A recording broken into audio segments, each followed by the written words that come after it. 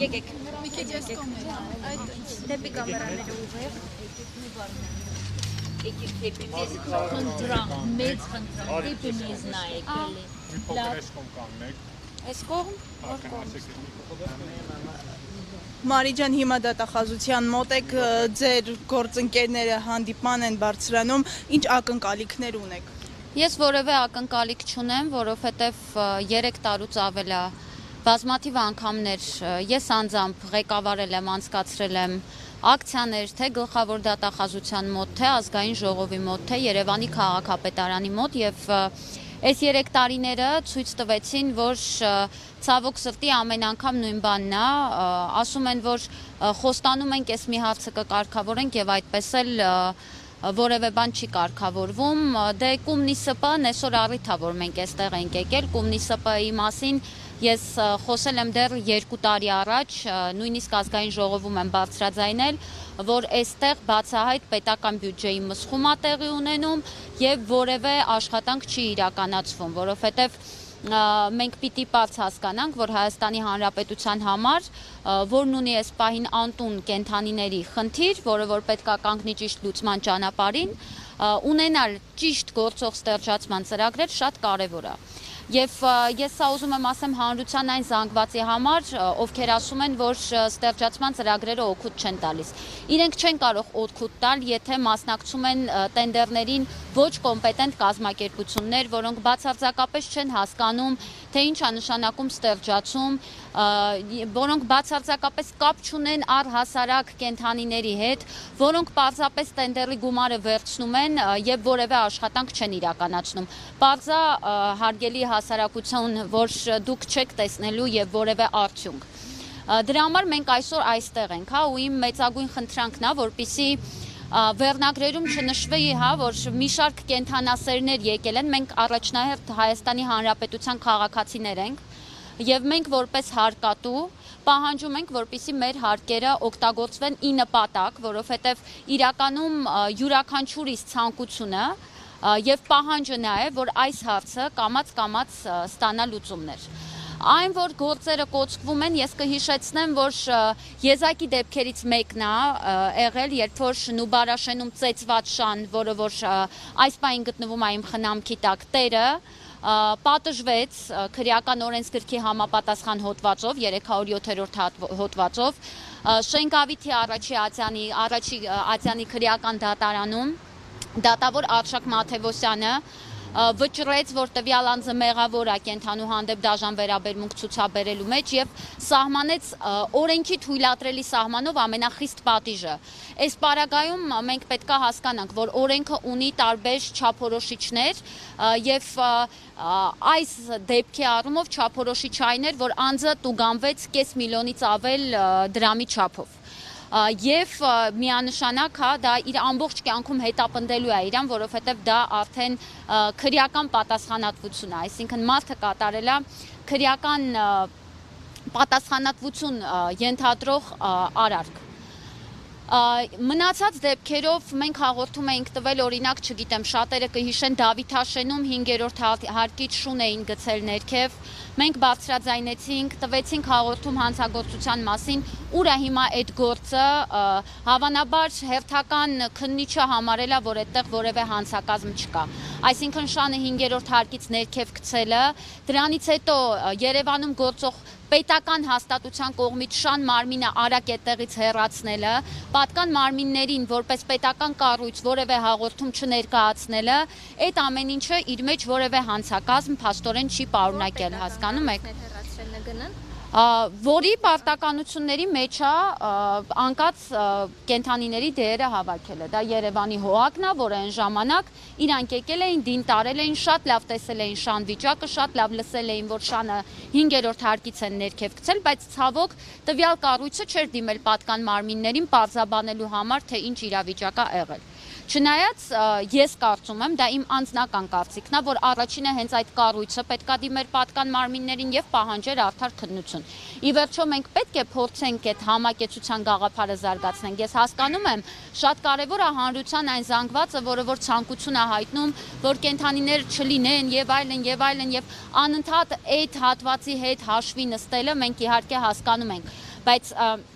որոշակի բալանսավորման պետքա գա այդ ամեն ինչը, այսինքն մենք պետքա բալանսավորենք, ինչպես դա արվում է տարբեր երկրներում արդեն տարիներ շարունակ։ Դավիթ Աշենի դեպքը ես օրինակ բերեցի հոկտեմբերյանում,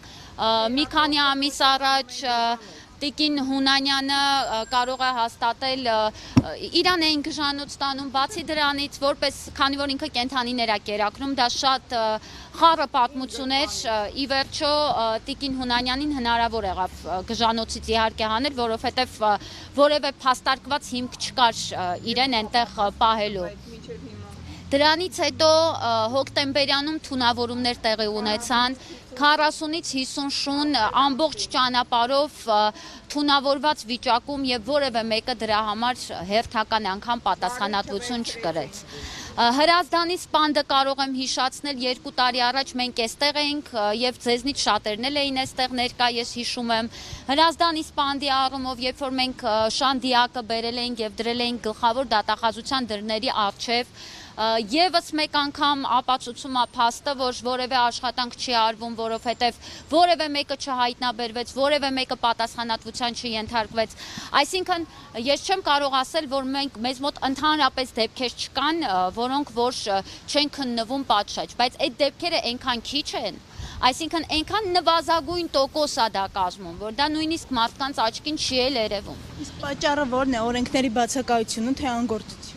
Ես ավելի շատ համարում եմ, որ պատճառը միանշանակ անգործությունն է։ Պատճառը լուրջ վերաբերմունքի բացակայությունն է այս առումով։ Իսկ այդ ժամանակ, որ շանը բերել դրել եք դռների առջև, ինչ եղավ հետո։ Որևէ բան չեղավ, հերթական խոստումները, որ քննություն կլինի, որ կպավծեն, որ կգտնեն ու եւ այլն, ու առ այսօր իրանք գտնում են, անցավ արդեն 2 տարի։ Նույնը այս կումնի ՍՊ նորոգում, որը որ ոչինչ չի նորոգում, Սոլար գոլորշիացող ՍՊ, որը Գյումրիից 2 տարի առաջ շահեց տենդեր արևային կայանների տեղադրման, որի մասին հոդված կա տպագրված, այսինքն որևէ մեկը չի կարող ասել, որ մենք ապատեղեկատվություն ենք տարածում, հոդված կա տպագրված, որ տվյալ ՍՊ-ն շահել է տենդերը արևային կայանների տեղադրման համար եւ հեռացել է, թռել է, անհետացել է, ես չգիտեմ դա ոնց նկարագրեմ, եւ դրանից հետո կապի ընդհանրապես դուրս չի եկել։ Ու այդ ամեն ինչը իմանալով ու հաշվի առնելով թույլ են տալիս, որպեսզի նորից նույն ՍՊ-ն մասնակցի մեկ այլ տենդերի, այսինքն արևային կայանների տեղադրմամբ զբաղվող ՍՊ-ն ինչ կապ ունի կենթանիների ստեղծման հետ։ Նորոգում ՍՊ-ն ինչ կապ ունի, Ադել Շին ՍՊ-ն ինչ կապ ունի, որ ոչինչ չի կառուցում, երևի մենակ քանդում է, բայց անունը Ադել Շին է։ Այստեղ կոռուպցիոն մեծ ռիսկեր կան, կոռուպցիոն մեծ ռիսկեր, եթե մենք այսօր ունենք պատկեր, որ քննչական կոմիտեի մակարդակով գործը կարճվում է դեռ ապրիլին, մեզ տեղյակ չեն պահում, թույլ չեն տալիս, որպեսզի մենք բողոքարկենք։ Եթե մենք գործ ունենք մի իրավիճակի հետ, որ մինչև այսօր մեզ համոզում էին, որ գործը քննության փուլում է, որ դեռ ընթացքի մեջ է ու եւ այլն, հա 2 տարի ընթացքի մեջ է, ինչ են քննում 2 տարի, ամենայն անկեղծությամբ չեմ հասկանում, ինչն էին իրանք քննում, հա, եւ ի վերջո պարզվում է, որ այդ ամեն ինչը սուտ էր եւ դրա հետ մեկտեղ պարզվում է,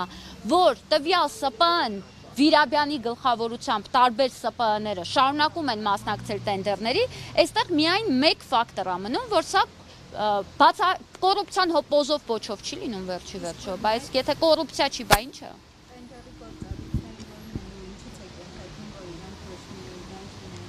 Տվյալ կազմակերպությունը պարտավորված է ունենա կլինիկա ստեղծման համար նախատեսված, ունենա անասնաբույժ, անուն, ազգանուն, ով է տվյալ անձը, կոմպետենտ է, կոմպետենտ չի։ Ունենա հատուկ ստերիլ տարածք, որովհետև ստեղծումը դա վիրահատությունն է։ Դուք Ջաջուրի գոմանոցը տեսել եք։ Ջաջուրի վանդակները այսպես սետկապատած տեսել եք, մեջը կենթանիները իրանց կեղտի մեջ նստած, սոված, դիմացները, ամանները առանց ջուր, առանց կեր, առանց ոչ մի բան չստեղծված, բերված այդտեղ շպրտած են։ Այսինքն իրանց գործառույթը ո՞րը պիտի լինի։ Իրանց գործառույթը պետք է լինի ապահովել այդ պայմանները, դրա համար տենդերի են մասնակցում ամենացածր գնով անցնում են 15,000 դրամով, դուք հաշվեք, պետք է ունենալ կլինիկայի տարածք, պետք է ունենալ անասնաբույժ, պետք է ունենալ համապատասխան ամեն ինչ սկսած նարկոզից եւ այլն, հա, ինչ որ անհրաժեշտ է վիրահատություն անցկացնելու համար։ Սկսված հետ վիրահատական, որ գոնե մեկ օր այդ կենթանին մնում է վիրահատություն տարած։ Իրան մշակելուց, այդ ամեն ինչը 15,000 դրամով իրանք տենդերը շահում են ու ինչ են անում, ջաջուրի գոմանոցում տանում այդ կենթանիներին շպրտում են։ Հետո մենք իրանց հետևից, իրանց կերած ամեն ինչը մաքրում ենք, որովհետև նույն 2 տարի առաջ այդ ջաջուրից կենթանիների այդ վիճակից ես անձամբ 2 շուն եմ այդտեղից հանել, որ երկուսն էլ իմ կացարանում են հիմա գտնվում։ Դուք մեկով պիտի հիմա այստեղ լինեիք, ուր է Ճանապարհին են, ասում են, որ ցավոք սրտի խցանում է, դե աշխատանքային ժամ է, ես հասկանում եմ, բայց ոչ աշխատանքային օր եւ ոչ աշխատանքային ժամի անիմաստ է այստեղ գալը, որտեվ այստեղ նույնպես մարդ չի լինելու եւ դատարկ պատերի համար խոսելը անիմաստ է։ Դիմելու արդյունք չի եղել, այսօր նորից ինչ հավատով, ինչ հույսով եկել։ Մենք որևէ հույսով հավատով չենք եկել։ Ես եկել եմ այստեղ, որ հասկանամ, իրանք մի օր կամաչեն, թե չէ։ Գլխավոր դատախազտիկին Աննա Վարդապետյանը, որը հարցազրույցներ է տալիս, բավական կոկիկ, այսպես կուլտուրական, այսպես, այնպես եւ այլն, լսել էի ժամանակին, որ կենթանասեր է, բնություն է սիրում, կենթանիներ է սիրում։ Ես տիկին Վարդապետյանին իմ Facebook-յան էջի ուղիղ եթերում եմ հարցրել, արդյոք չեն ամաչում։ Ձեզ մի հարց, այդ շան վիճակը հիմա ոնց է։ Տեսանք, որ թույլ էր տեսանյութում, շատ վատ վիճակում, այսպես։ Հիմա շատ ավելի լավ է բնականաբար, որովհետև այդ վիճակը կարա նայեք, այդ վիճակը կարա առաջանա տարբեր պատճառներից։ Շան բռնելու ձևից սկսած, տարածքի փոփոխությունից սկսած, այդ միջավայրից սկսած, դա մեծ սթրես է, կենթանիները շատ մեծ սթրես են տանում։ Եվ հասկանալի է արդեն թե ինչ մեթոդներով են այդ կենթանիներին բռնում, ոչ հումանիստական մեթոդներով, որովհետև գիտեք ինչ, կենթանի բռնելն էլ է մասնագիտություն։ Ամեն երկրորդը չի կարա վերցնի այդ ուդավկան ընկնի վազի կենթանու հետևից, ասի ես այս գործը անում եմ։ Դրա համար էլ ունենք այն ինչ ունենք։ Եղել են բազմաթիվ տեսանյութեր, թե ոնց են կենթանիներին սխալ բռնում, քարշ տալիս ասֆալտով, դրա մասին ես վաղուց բարձրաձայնել եմ, շարունակում եմ բարձրաձայնել։ Այստեղ եմ այսօր, որպեսզի հերթական անգամ ցույց տամ հանրությանը, ինչն է իրականում խնդիրը։ Այսինքն մեղավորը կենթանասերները չեն, կենթանապաշտպանները չեն, մեղավորը այդ կենթանիները չեն, որ իրանք դրսում են։ Մեղավորը այն սիստեմն է, որը այսօր կա։ Սիստեմը, համակարգը, այսինքն համակարգը, որը բացարձակապես անհանգստացած չի նրանով, որ պետական բյուջեի գումարները մսխվում են, անհանգստացած չի բացարձակ նրանով, որ Հայաստանի Հանրապետության ներքին խնդիր հանդիսացող հարցը առ այսօր չի կարողանում լուծումներ ստանալ, չի կարգավորվում, նստում ուրախանում ենք, որ ազգային ժողովում օրինագիծը վերջապես քննարկեցին, կառավարությունը հավանություն տվեց, հիմա պետք է ազգային ժողովում, ես չգիտեմ երբ, կենթանիների բարեկեցության մասին օրենքը դնեն քննարկման ու եւ այլն, բայց դա առ ոչինչ է, եթե չկա պատկերացում նրա, թե այդ օրենքի բոլոր կետերը ինչպես պետք է վերահսկվեն։ Առ ոչինչ է դա, այսինքն եթե պիտի լինի հերթական թուղթը, որի վրա գրելու են, թողեն այդ թուղթը տենց մնա մենակ մեր բերանը փակելու համար, մենք այդ ամեն ինչը արդեն անցել ենք, մենք շատ լավ գիտենք ու դա միայն այս ոլորտում չի կատարվում, Հայաստանում շատ ու շատ բազմաթիվ ոլորտներում այս նույն խնդիրները կան, ուղղակի մենք այստեղ խոսում ենք կենթանիներից։ Շնորհակալություն։ Դուք կմոտենա։ պատրաստ չեմ, բայց Ու նշեցին, որ փորձել եք կերակրել կենթանիներին, սակայն հոգեկան առողջության խնդիրներ ունեցողի Ամրողներ մի վարքյան էլի։ Ու այս